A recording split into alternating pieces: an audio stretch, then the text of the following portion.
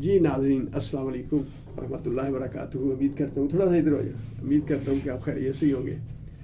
ये भाई साहब मेरे पास हैं, तो मसला इनका ये है कि जी खांसी भी आ रही है काफ़ी दिनों से। उम्र है जनाब इनकी 65 ईयर और खांसी की शिकायत हो रही है काफ़ी दिनों से। वैसे तो काफ़ी खांसी इनकी चलती ही रहती है। उसकी वजह यह है कि ये स्मोकिंग करते हैं और स्मोकर कफ इसको कहते हैं। जब स्मोकिंग करने वाला खांसी करता है तो उसको स्मोकर कफ कहते हैं।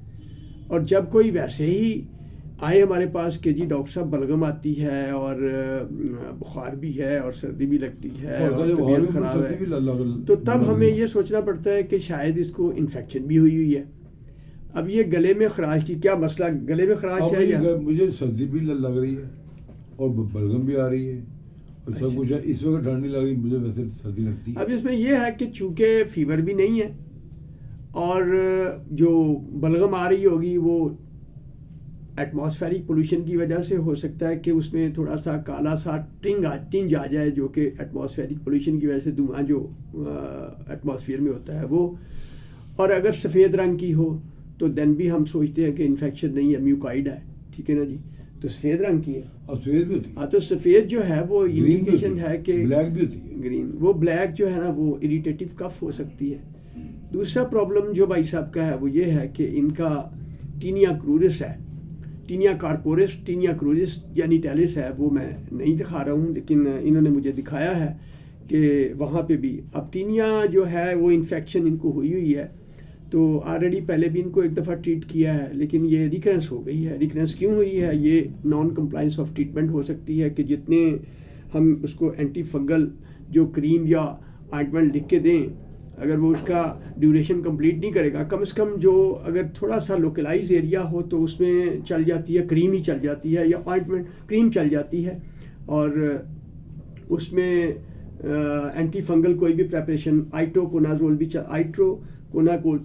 चल जाती है। उसमें जो है डैक्ट्रिन टाइप कोई जेल जो है, या इसमें ट्रेवोकॉट, पहले जो इरिटेशन हो रही है तो ट्रेवोकॉट भी लिख देते हैं, अगर इरिटेशन ना हो तो फिर उसमें ट्रेवोजन, ये आइट्रोकोनाजोल है तो उसकी जो उसके अंदर साल्ट है तो वो लिख के देंगे और इसको कहेंगे कि इनको कम से कम ये जगह इतनी सी निकाल के कम से कम 2 सेंटीमीटर 3 सेंटीमीटर जो है ना पूरे उस एरिया में नीचे जो जेनिटल एरिया है इनका वहाँ पे मलें दिन में 2 बार, और मलने के बाद उसको थोड़ा सा उसमें मसाज करें ताकि वो जज़ब हो जाए, तो वो एफिकेसी उसकी बढ़ जाएगी।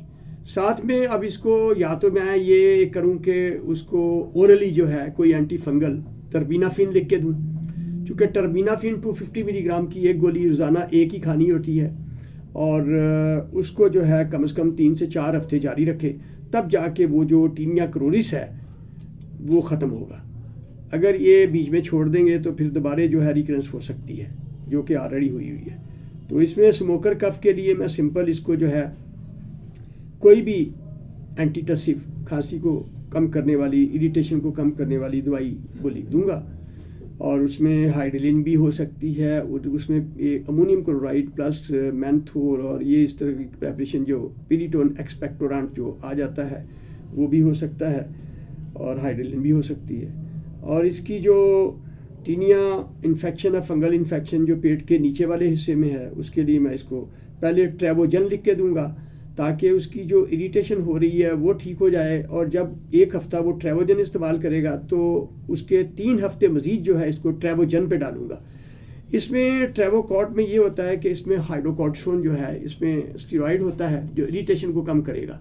साथ में इसमें आइट्रोकोनाजोल होती है, और उसमें जो ट्रेवोजन है उसमें फिर स्टीरॉइड को निकाल के तो सिंपल उसमें आइट्रोकोनाजोल होती है।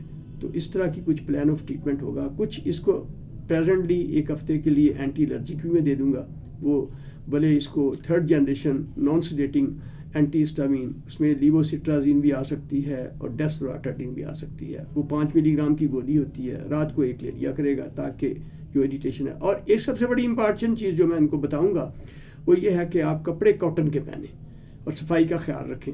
2 चीज़ें बहुत इंपॉर्टेंट है। अगर आप सिंथेटिक कपड़े पहनेंगे जिसमें मिक्स होगा, जिसमें नायलन होगी या जिसमें वूल मिक्स होगा, वो आपकी इरिटेशन को और बढ़ाएगा, ख़ारिश को और बढ़ाएगा, और रात को आपको नींद नहीं आएगी और जो कंडीशन है वो बेहतर नहीं होगी। ये कॉटन के कपड़े जो है ना, वो सॉफ्ट से कॉटन के कपड़े बहुत बेहतर हैं जिनको भी स्किन का प्रॉब्लम हो।